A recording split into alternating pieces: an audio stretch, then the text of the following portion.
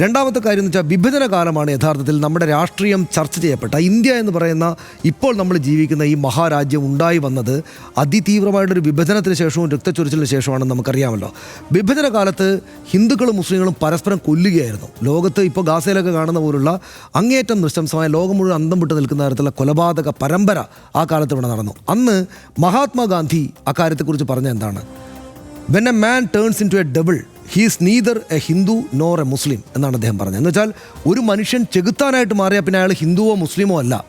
അതായത് നിങ്ങൾ ഹിന്ദുമത വിശ്വാസിയാണ്, നിങ്ങളുടെ മുസ്ലിമിനെ കൊല്ലുകയാണ്, നിങ്ങൾ പിന്നെ ഞാൻ വിശ്വസിക്കുന്ന ഹിന്ദുമതത്തിലെ ആളല്ല, നിങ്ങൾ ഹിന്ദുമത വിശ്വാസിയായിട്ട് ഞാൻ കൂട്ടുകയില്ല എന്ന് പറഞ്ഞ ആളാണ്. എന്ന് വെച്ചാൽ ഞാൻ ഇത്ര വലിയ മതവിശ്വാസി ആയിരിക്കുമ്പോൾ തന്നെ വർഗീയതയിലേക്ക് പോയാൽ നിങ്ങൾ നിലനിൽപ്പുണ്ടാവില്ല എന്ന് പറഞ്ഞ ആളാണ് ഈ മഹാത്മാഗാന്ധി.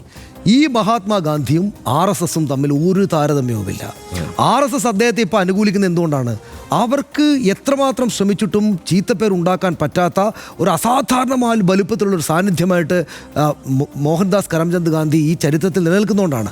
കാലം കഴിയുന്തോറും നമ്മൾ നിലവിളക്കെടുത്തിട്ട് ഈ ഉമിയിട്ട് തുടച്ചുമ്പോൾ തിളങ്ങി വരും. അത് RSSകാർക്ക് മനസ്സിലാകുന്നൊരു ഉപമയാണ്. അതായത് നിലവിളക്ക് എത്ര കാലം നിലവറയിൽ കൊണ്ടുപോയി ഇട്ടാലും പൊടി പിടിച്ചാലും അതിനെ എടുത്തിട്ട് ഉമിയിട്ടും തുടച്ചാൽ തിളങ്ങി വരും, കൂടുതൽ കൂടുതൽ തിളങ്ങും. അതുപോലെ മഹാത്മാഗാന്ധിയുടെ പേരിങ്ങനെ തിളങ്ങുകയാണ്. മഹാത്മാഗാന്ധിയുടെ എല്ലാ കാലത്തും ഇങ്ങനെ ആയിരുന്നില്ല കാര്യം എന്ന് ഓർക്കണം.